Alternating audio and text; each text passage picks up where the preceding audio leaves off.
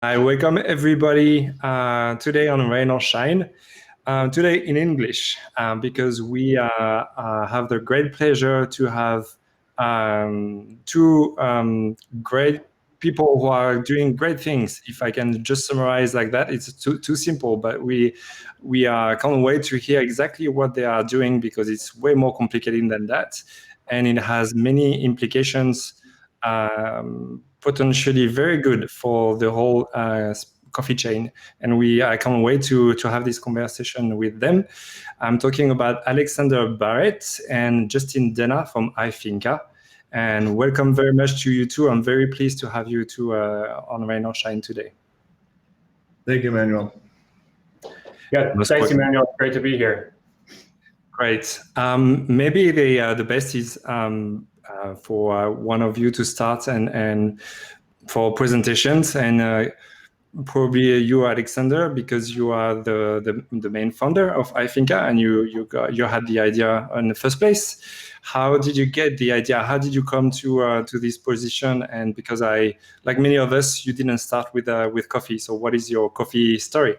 Yeah, so I will try to give you the brief version. I always kind of giggle a little bit when I'm on calls with Justin or podcasts because he's heard this story so many times. I feel sorry for him. But I had just finished my executive MBA in 2017, and I was also a partner in a real estate development company. So my background is I have a degree in architecture. So prior to that was 15 years of real estate development and architecture. So let's just say there was 2 years of my MBA. I was burnt out. All I was doing was school and work. So 2017, I graduate and I say, you know what, I need to take a sabbatical from work. I've just been working, too much.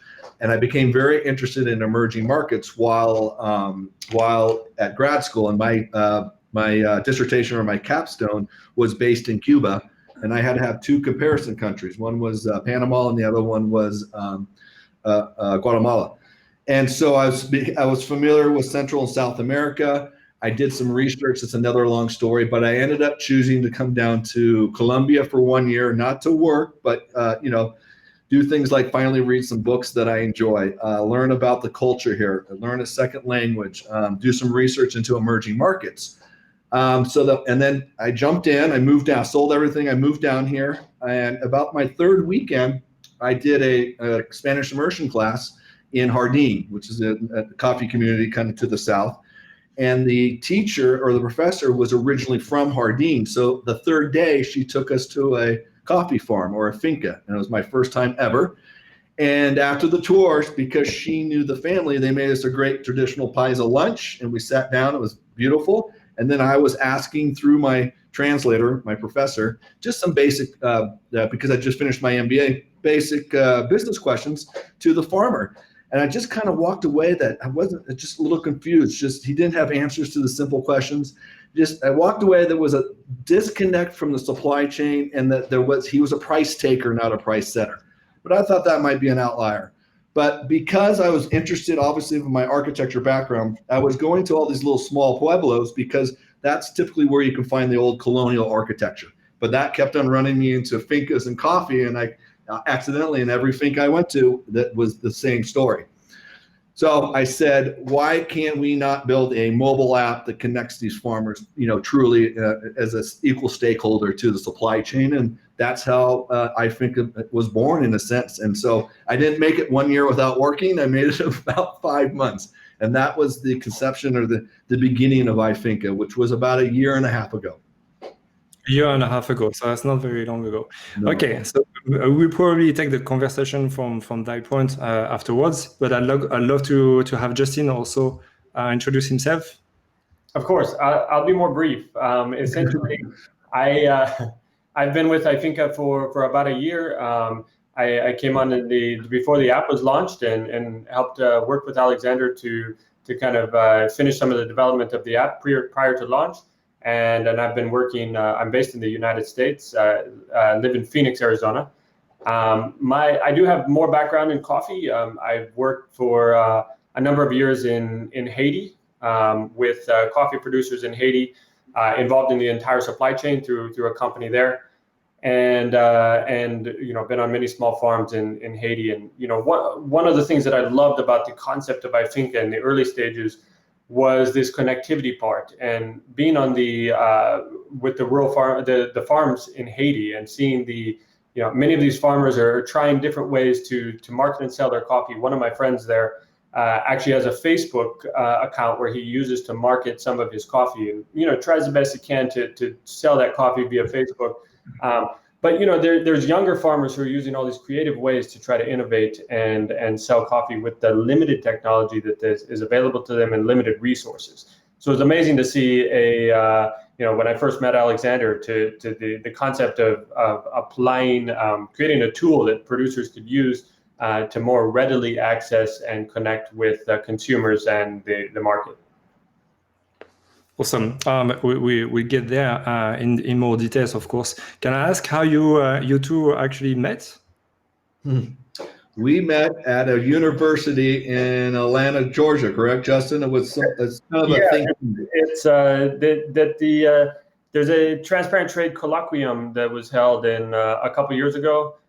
When it's about a year ago now, in Atlanta, Georgia, and so we met at that event and connected it based on our background. Alexander, you didn't mention, but you were a volunteer firefighter for a number of years, and I myself spent some time in the military, and then also was an EMT for a while.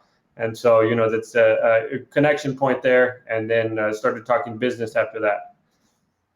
Very good. And so you were on the same line, I suppose. After that, when you discovered that you could actually work together because you had the same vision. Yeah, exactly. Indeed. And so, yeah, like Justin said, we were both had EMT experience, and there was that connection, and then the passion to help the farmer and the coffee. It just kind of happened, and it happened quick. We literally, the last day we went and had a lunch, and we were already talking about, do you want to come work for me? The last day of the event, and then it just unfolded, and here we are now. It's about 14 months later, right, Justin? Yeah, just about. Well done, Sensei. It's very rare to find partners that quick, and to be on board that quick. So and to find the right person also.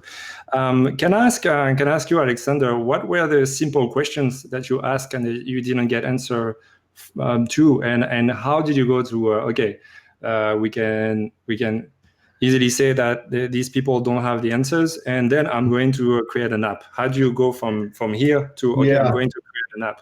Okay, so there was a part I left out about the concept of the app, but the questions were just simple questions like, and I can't generally recall because it's been a while, but things about, what's your cost of production and what kind of margins do you have? And you're going to need to know your prices and your cost of production. So, maybe the first question was, what's your margin? You're never going to figure out your margin if you don't know your cost of production. So they didn't know that. And then, just like, how do you set your prices if you don't know your cost of production? And they said, well, we just go to the chase point or the mill, and here in Colombia, 800,000 pesos per carga. We just take it. The next day it could be 820 or it could be 780. We just kind of roll the dice and just price takers. So that alone, and then I just, things like, do you know what the C market is? No. So, on the global scale. So really limited amount of information, just really, in the supply chain, but not participating, obviously. So that was the kind of just those three basic questions, how you price, what's your margin, and cost of production. And without cost of production, and most of that stuff you can't figure out anyways. Okay, so at the very first, the app was maybe supposed to help them get this information, or did you already have in mind the connection with all the different actors? Because maybe we can then talk about exactly what is iFinca and who you try to connect. So I think, and I don't know exactly when the trigger was, it was maybe after 3 or 4 or 5 Finca visits in different towns in the first maybe 2 months. There was a case study I did in grad school, which was set in the mid 1990s in India. So I'll walk you through the case study. What would happen was this is prior to the dumb phone, the flip phones where you could just text, right? 1995, 1996. Imagine you're a fisherman off the west or east coast of India, and you have a great catch that morning. Now you have a dilemma. You're heading back in, and there's 3 markets: Market A, Market B, and Market C. Well, you have no information about that market, what their capacity is, what the price per kilogram. It's a crapshoot. So say you go to A, and you can only unload half your fish. Well, you can't go to B or C because the cost of fuel is too much, right? So now fast forward a year or two, the flip phone comes out. Now that fisherman has a great catch again. Now he opens up his flip phone. He texts you in market A, Justin B, and me in C. Now he's got free flow of information. What ends up actually happening is prices go up for the fisherman and the price goes down for the consumer. So that clicked in my head about this lack of connection with the farmer.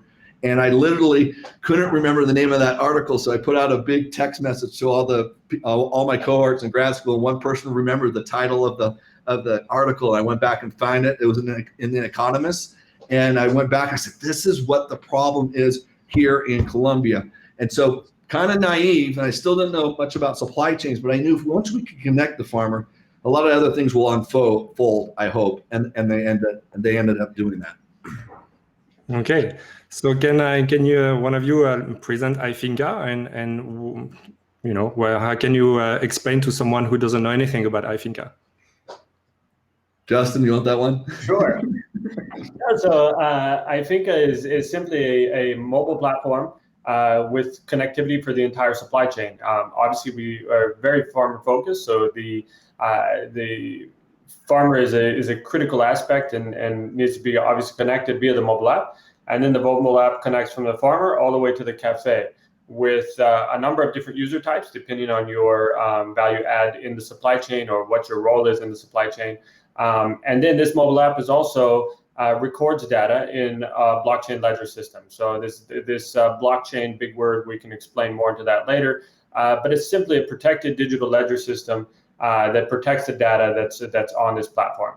And so through the mobile app, this connectivity at every point in the supply chain, we're able to provide the full traceability and transparency down to the specific farmer that was involved in producing that cup of coffee.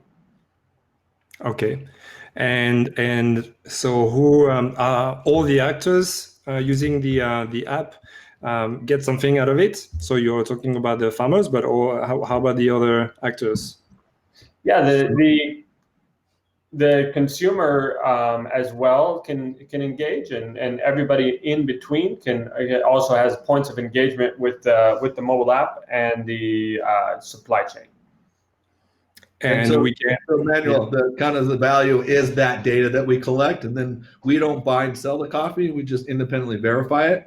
So that's the data that gets collected as it gets much more in depth as it moves up the supply chain or towards the consumer. That's the value at each user. That's the roaster really wants to see, farm gate prices and all sorts of different data.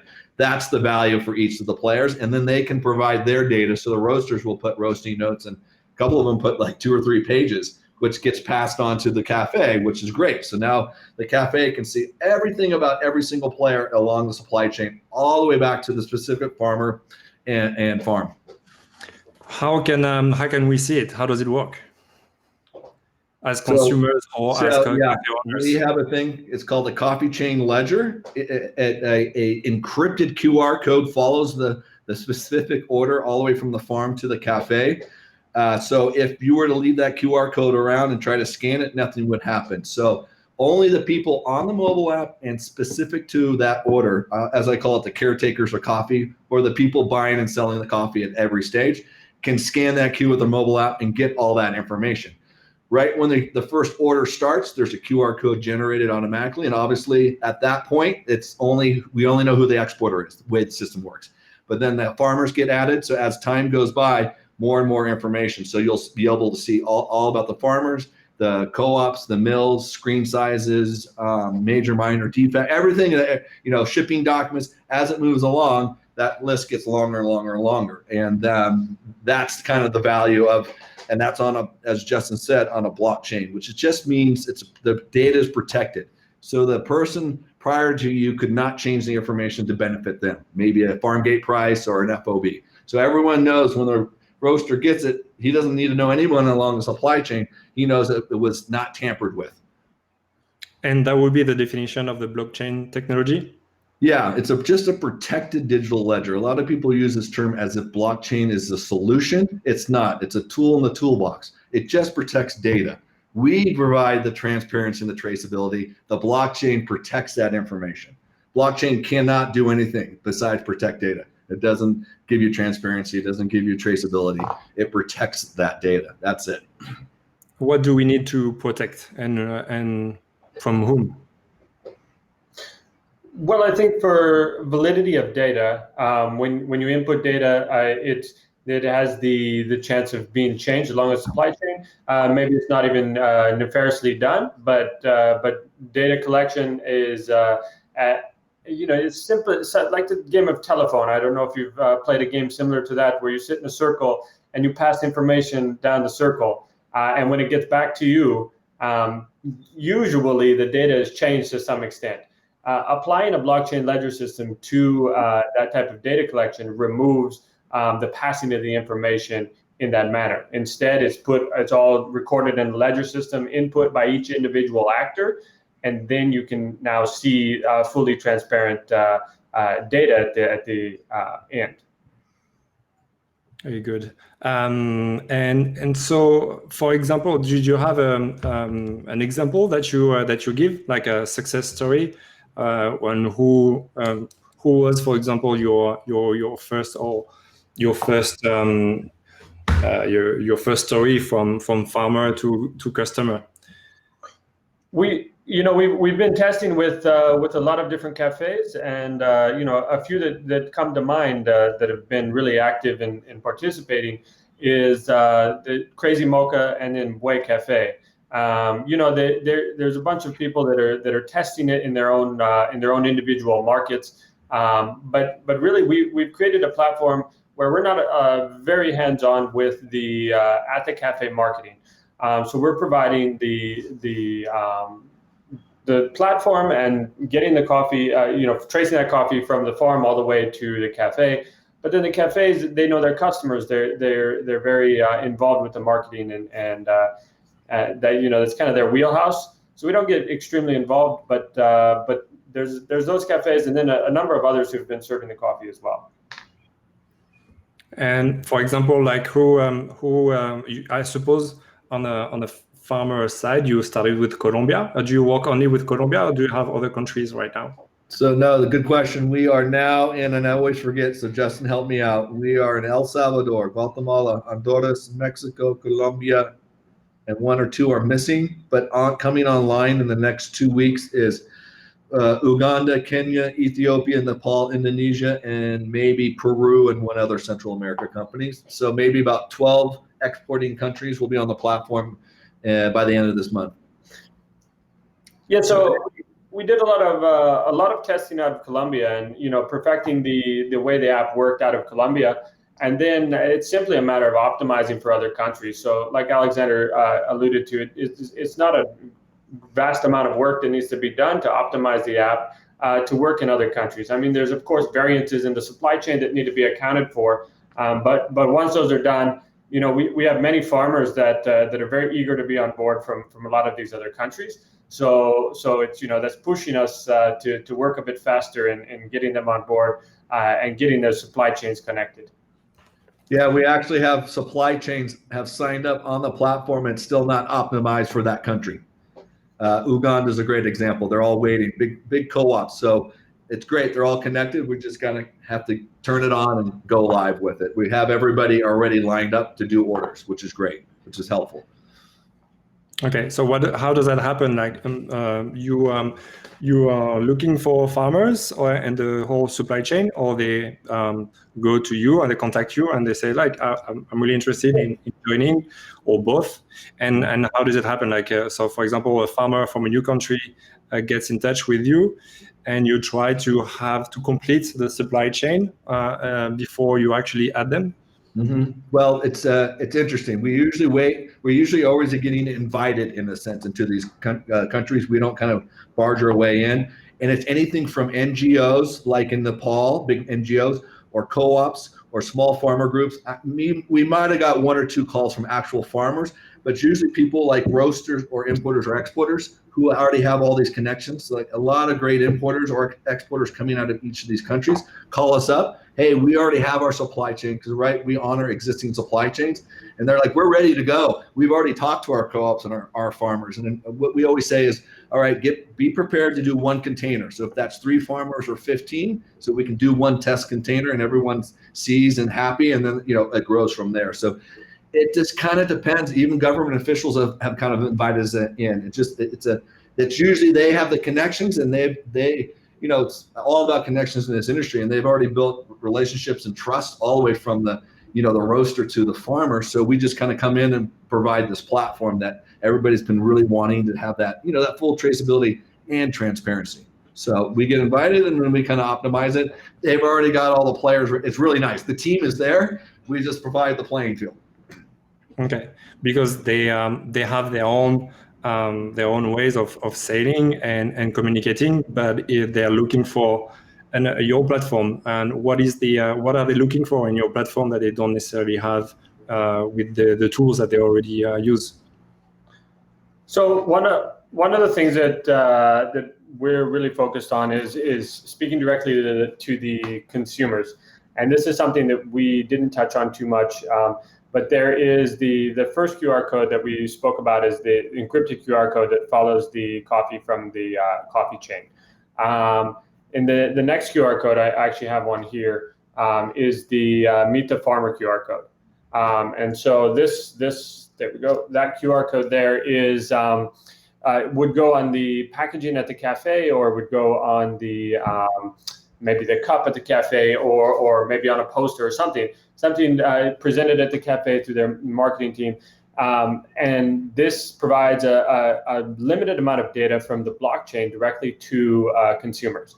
So it's, once again, the connectivity, the entire connectivity from farmers all the way to consumers. And then that in a sense is driving a lot of this, because within the industry, there's a big push to 2 things. One is to be able to, many people know that farmers are not making enough money. So how do we collectively work together to increase the amount of money that we're paying to farmers? How do we do that directly? How do we do that? And in a lot of current supply chains, it's difficult for even an importer to directly pay the farmer more money, because it oftentimes gets lost in the lengthy supply chain. So by providing a tool like iFinca with this transparency and traceability, we can in fact increase the amount that's paid to farmers and provide a verified record of that increase too. So how do we know that, as a consumer, or maybe like a cafe owner or the roaster, how do we know that actually a farmer or coffee from a farmer that is on iFinca has credited the farmer more than what he would get in another way, or the way he was doing before? So with the platform, because as we said, everyone's connected and they're equal stakeholders, specifically the farmer, there's kind of a 3-way verification on that farm gate price, whether it's the exporter or co-op paying the farmer. So just make it exporter verifies that price, the farmer verifies that price, right? You couldn't do that before if they're not connected. There's no way for them to say, yes, I got that, and then we verify it too. So there's a 3-way verification, and there's no need to collude between, say, the farmer and the exporter. Exporter can't say, I'm going to pay you less. He's like, no, he already knows how much he's supposed to get paid. So he's not going to take less, and then he's not going to take more from the exporter. So, and then we know the farm gate price on the original purchase. So 3 people are looking at it, and all 3 people are saying, yes, that's correct. And yes, the other point of verification comes in is that if you, as a buyer of the coffee within that supply chain, a roaster or a cafe, if you have a desire to verify for yourself, there's ways to contact the farmers directly in order to have that verification.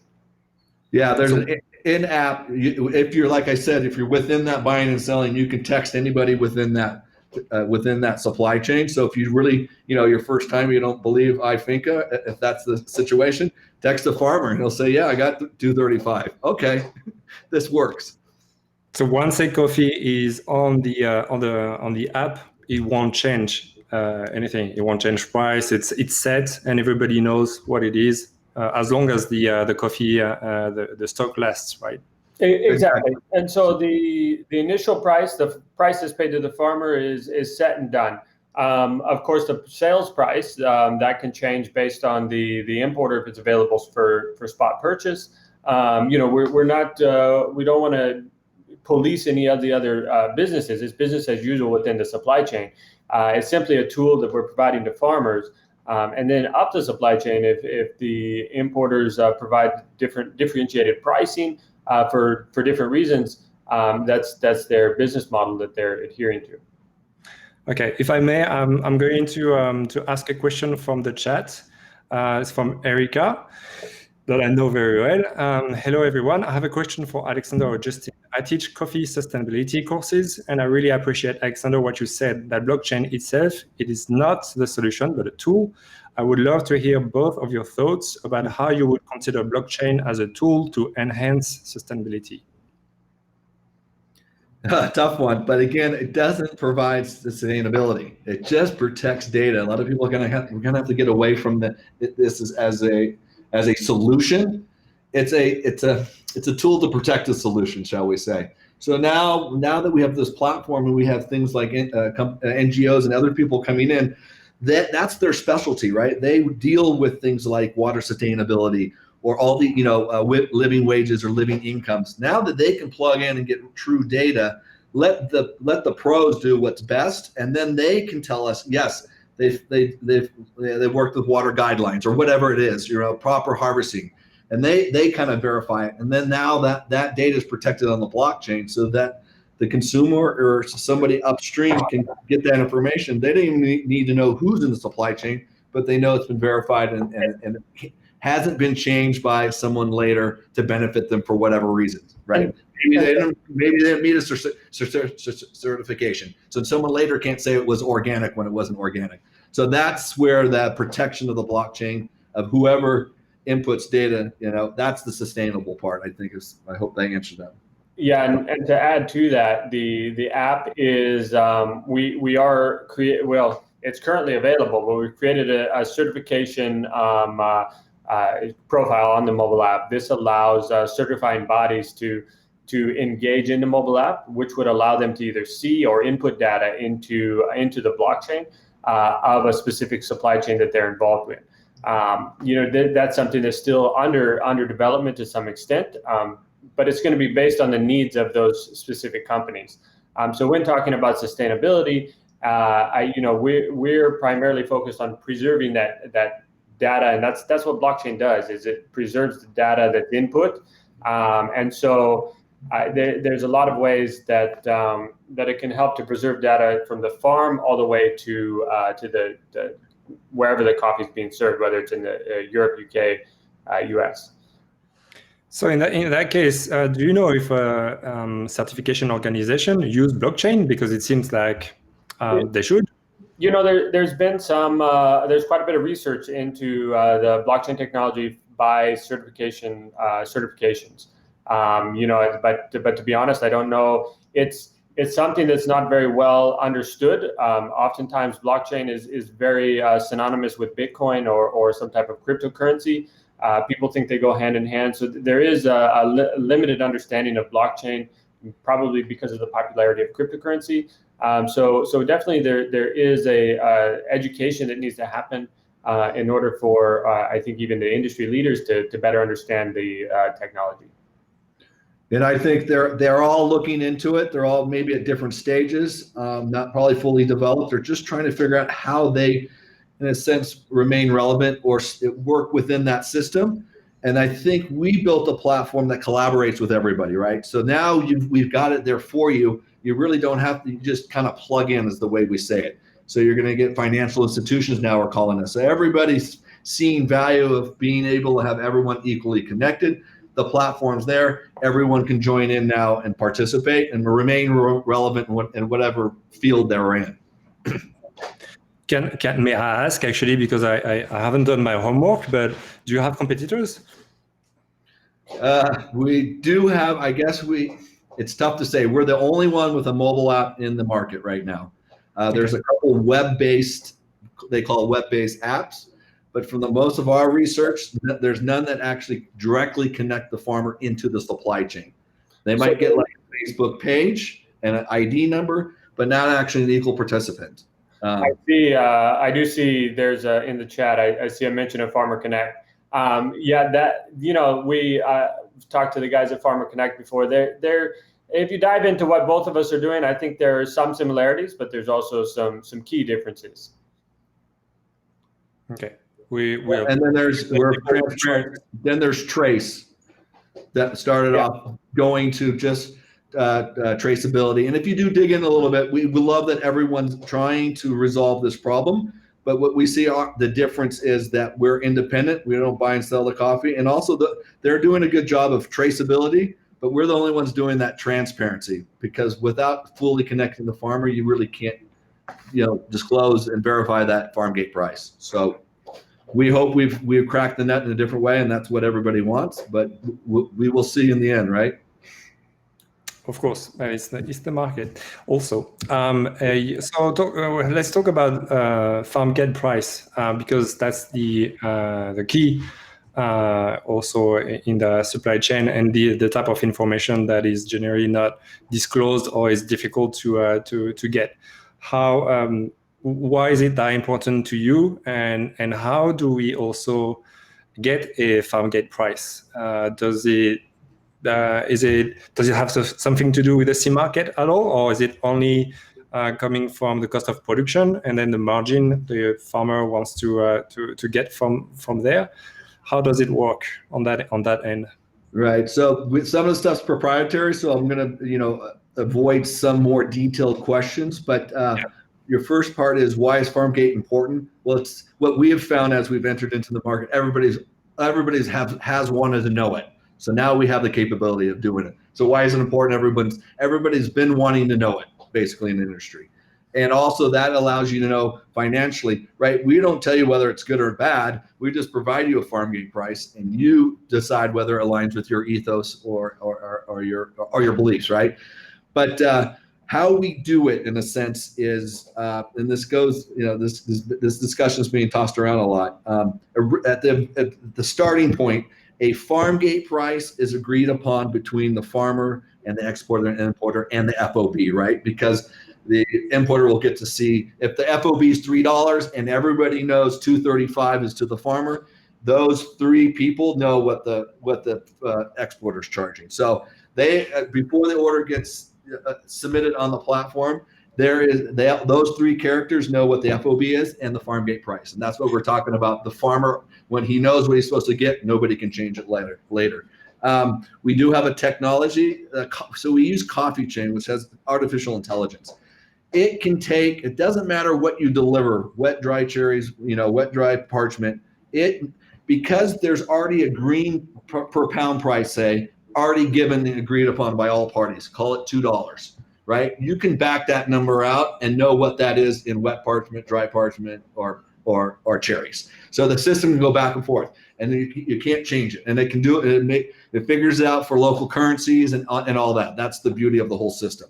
So the farmer knows his green price per pound, but most of them don't know what that means. But then we can put it in Carga. So if he wants to know what his factor 92 and 125 kilograms of Carga, that knows the value in pesos. So maybe it's 1.6 million pesos per Carga with a factor 92.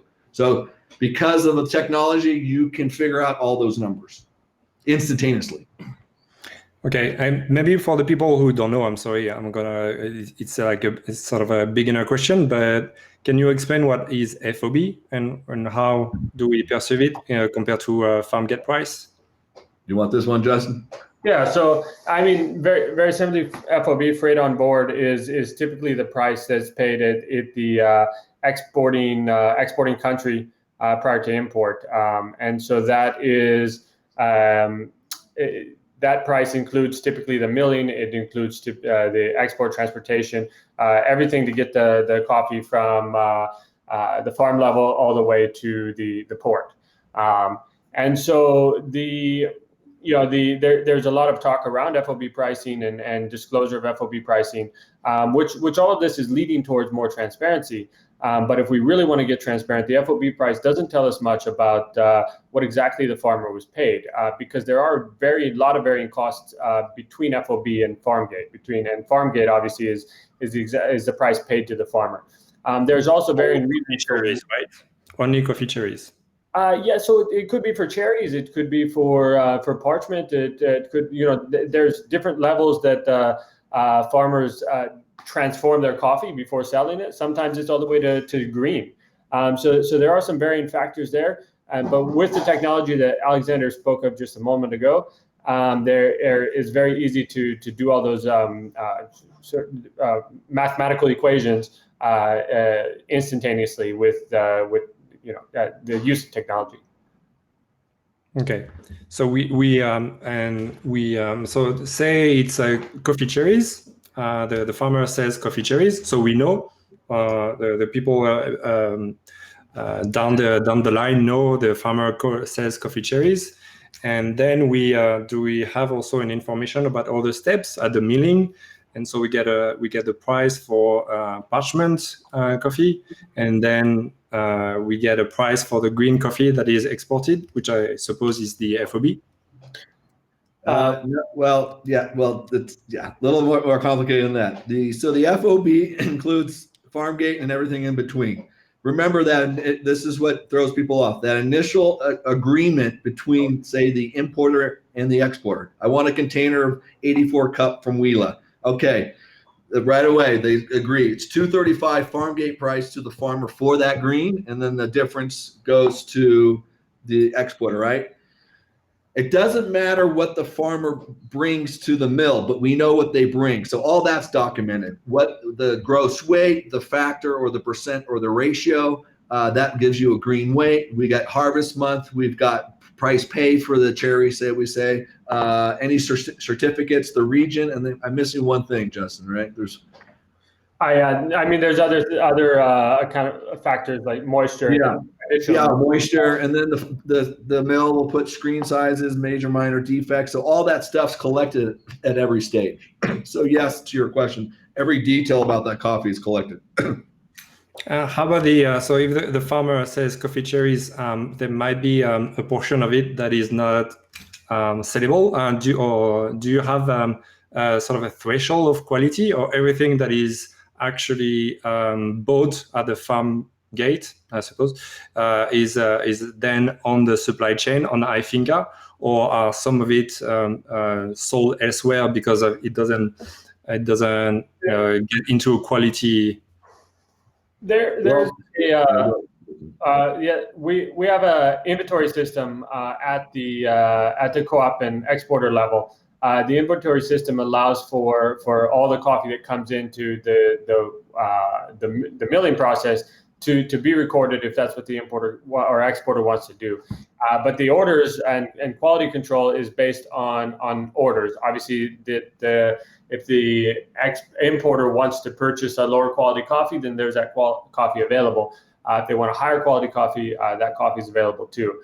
And so that's the quality control is amongst the players within the supply chain, be it exporters and importers. That's why those relationships are very important. Okay. I'm just wondering, like, if we because the one of the people here in the chat actually works in decaffeination. Would that be a step that is also included in the in the what works where? Decaffeination. I don't know. I don't know what you're saying, Emmanuel. Decaf. I'm just wondering whether also you have decaffeination steps also. Interesting. Okay, no, I understand now. So that's a great question, and something we can most definitely speak about adding at later stages within the supply chain. Because like I said, the platform is most definitely capable of adding additional information to that blockchain. It's just a matter of speaking with people and figuring out what exactly their needs are. The decaffeination that's not a path we've gone down yet, but it's very capable of doing so. Okay. And so, who are your end customers at the moment? I suppose you're mostly it's mostly based in the US, but are you trying to find new customers, new countries? Yeah, so we did start in the U.S. With a lot of our tests and different a focus on the U.S. But to be honest, we've had more interest from Europe and the U.K. And probably in the next month or so, we have a couple containers that are making their way to Europe.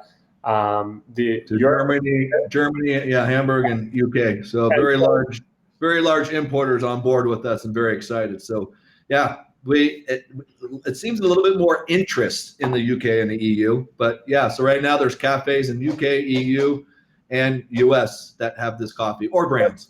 A lot of that coffee is already purchased. I know that there'll probably be some available for spot, but the last conversation with the importer was that much of it was already pre-sold. And so, to be honest, I don't know every single cafe that's going to be taking up some of that coffee, but just be on the lookout. And of course, we will be sending out some newsletters with the new cafes that have taken up the coffee and some different ways that we're working on to help to spread the word about the cafes and roasters who are roasting, iFinca verified coffee. So, for example, if someone here is a roaster or a cafe owner and is like, yeah, actually, I really want to have one of these in my catalog, and I want to be able to have the QR code so that all my clients and customers can also have access to all that information. Yeah. How do they do? What is that? Do they contact you directly, or do they get the app, or do they talk to their say importers and say like, can you work with that? Yeah, so I would say all three ways are possible. So first off, we really want to encourage roasters and cafes to work within existing supply chains, because we're not here to disrupt all these supply chains. We do want to create an inclusive app that does include all different types of importers and exporters who want to be involved. And that being said, if there is coffee that's available for spot purchase, of course the roasters can purchase that. It's as simply as downloading the mobile app, getting connected via the supply chain, and of course they can contact us directly for any assistance with the technology or making those connections. Okay. So going back on the price, the farm gate price, does it actually? So we say like once it's online, it's on the app, it doesn't change. So even if it's something very critical happen on the C market, it won't change. Like it's a long-term commitment to the price, or is there some fluctuability also? Yeah. No. So once that price, remember this is a price that the importer is ready to go. They agree to it. So maybe it's an cupping 84 from Huila. It's a bourbon from Colombia. All right, here $2.35 farm gate price, green. That's what the farmer will receive, and $3 FOB. The order just goes on. So there is a little proposal system that goes back and forth between importers and exporters, or multiple exporters, but that's no more than 1 or 2 weeks, because some samples have to go back and forth. But kind of that farm gate price it holds for 2 or 3 weeks. But these aren't future contracts. These are actually purchases that are going to be made within 4 weeks. So, and it has nothing to do with C market. And obviously when I'm giving you prices of $2.35 per pound green for the farmer, these are real numbers. And so as you can see, the C market is probably below $1 right now. So that order, I think there was a $2.15 farm gate price, and I think it was 98 cents that day for that one. Some of the orders in those 2 containers going to Europe. So it's double or more the C market, but the C market could shoot up, and that won't change. Unless one day the C market's above that, but I doubt it. And if it is, there is an adjustment that the coffee chain, that's another complicated system, but it takes like 6 or 7 weighted variables, things like consumer price index, cost of capital. There's a list of things, and it does make adjustments to farm gate prices, recommended farm gate prices that everybody works from. Okay, and can we get, as you mentioned maybe before, Justin, we can get a few different qualities. So depending on the score, I suppose, or Yeah, so I think is working off of a level system that we've been integrated into the app, and so the different levels are basically equated to a cup score range of a couple points. The cup scores obviously vary depending on who's cupping, and there are some higher lower qualities based on whether you're in Europe or you're in the U.S. And different tasting preferences. So, we're taking that into consideration and providing a level based on the quality. And so, it's really the sky's the limit on which direction you want to go with quality. With all the farmers that we currently have on board from Colombia, for example, we could provide basically any type of coffee you wanted, whether it's a very high cup of excellence scoring cups or some of the lower mid-range specialty or lower.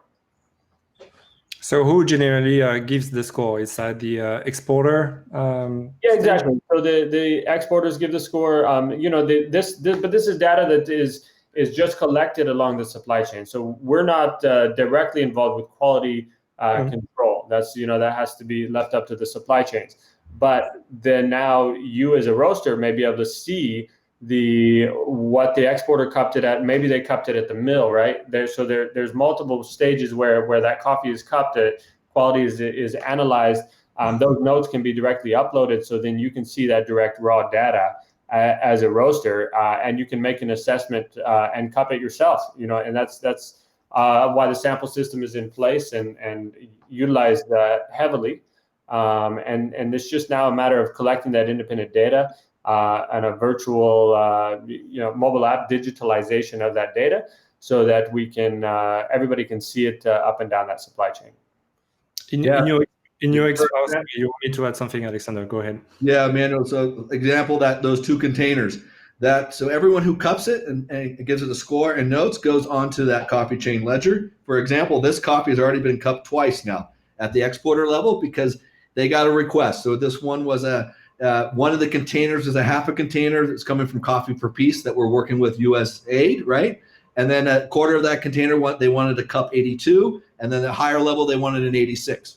Well, the exporter has to cup it because he has to say who does what, right? That's their job anyways. So they cupped it, and then they sent those samples to the importer. And then just last week, the importer said, this is amazing. And they cupped it. They were extremely happy. The numbers matched or were a little higher. So now that coffee has already been cupped twice. So when it gets to the roaster who buys it from that importer, hey, here's all our notes, right? And then they can cup it too and add the notes. So now it's been two parties have tested it that are buying and selling, right? Because the exporter is buying it from the farmer, so it better be what they need for his importer. So now there's 2 points of everyone agreed to this is what we wanted, and it's cupping exactly or at the level as we call it that was promised. Cool. How about the farmers? Does he have access also to the cupping scores? Yes. Yep. So farmer gets to see everything on that coffee chain. So by the time it gets to the cafe, I don't know, it's 160, 170 data points. Great. And how, in your experience before the iFinca with the farmers that you are working with, did they actually get the information for the cupping scores, or were they asking for them? Were they interested in them? And like in your experience, are the farmers that are now using iFinca are more interested in this kind of information and try to follow on what's going on with their coffee? Yeah, so I think before that information wasn't there, but from my experience and learning about the process prior to our platform was, I don't know percent-wise, but there was some that were interacting with their exporters or co-ops and getting cup scores and helping them. Some there was just a complete disconnect.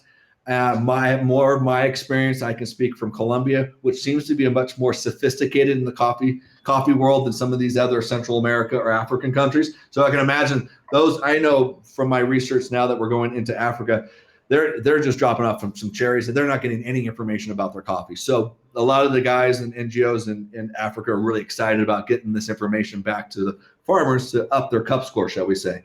So yeah, it's a whole different game now. They don't even have to trust their co-op or someone else. They can go on and say, oh, look, it was cupped at the mill at this, and then in the UK it was cupped at this, and here's the notes. And then they can get information about start getting information what we can aggregate, what varietals people are buying more, or what profiles, so then they can change their crop, or really work with what the global demand for or taste for specialty coffee is at that time. And then to take that back all the way to the beginning, where it's talking about a free flow of information and having this connectivity, it creates more efficient markets and provides higher prices to the farmer and low prices to consumer.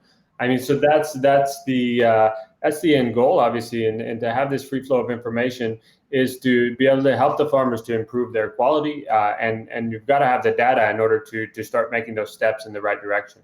Yeah. And the farmers really also see where their coffee's being, what cafes or brands, and what consumer. If the consumer does sign up and gets on the platform, they can see, their username or profile, not their real name, but they can also leave, we call like a message board. So groups of people can leave messages for the farmers, great coffee or whatever. And then the farmer can reply back on the message board. So it's not free flow text, but it's a message board, and he can reply to, oh, thank you, New York City, for, whatever. So there's a real great direct connection now, even between consumers and the farmers. Awesome.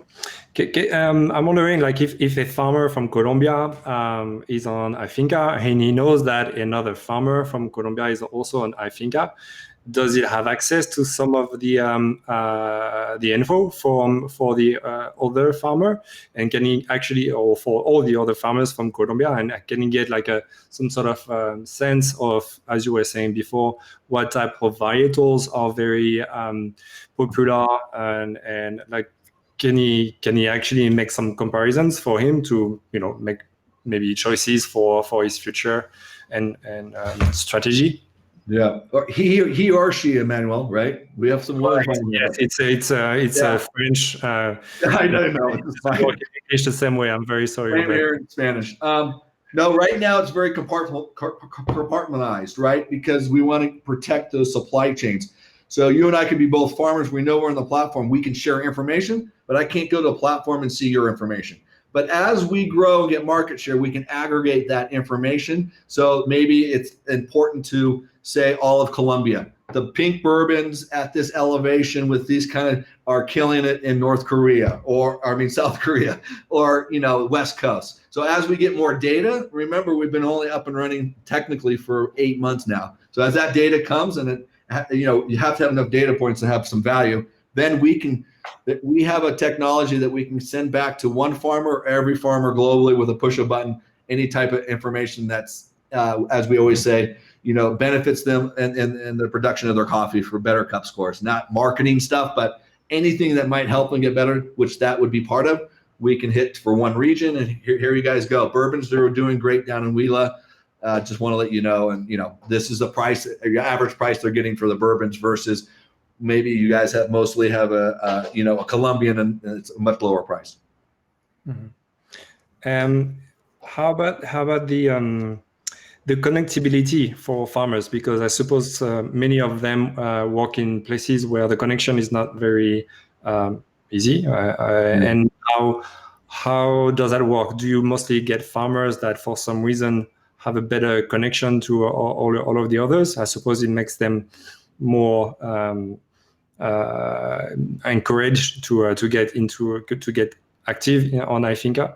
Yeah, so we got to jump on another call here, Emmanuel, just to let you know, with a obviously important NGO group, but not to be rude, I'll answer that question quickly. It works offline now, so if there's an exchange going on, it keeps it in the phone. As soon as they hit a cell site, that information gets uploaded, and that's typically between farmer and mill and co-op. But once it gets to the exporter level, those guys all typically have connections, all over the world. So it works offline, shall we say. So transactions that between the farmer and the co-op and the mill at that beginning, that data collection, they do their thing, and then it just uploads once they hit a cell site. All right, very good. So if you get a call right now, we're gonna let you. Sorry, I'm sure we go another hour. Yeah, easily, but that's fine. I hope the people on the chat got a lot of information from it. I didn't hear more questions, so anyway, you off, and you have a great day, and thank you again for your time. And I suppose people can contact you for any question. And of course, if they can find a mobile app in the Apple or Android App Store that's downloadable. There's no charge at all for the downloading the app or participating. Additionally, they can contact us. There's info account or justin@ifinca.co that'll get to me. So anyways, it's so great to be on. Thank you, Emmanuel. Yeah, thank you, everyone. All right. Hope to do it again. Bye, you too. Ciao, ciao. All right. Bye. Cheers.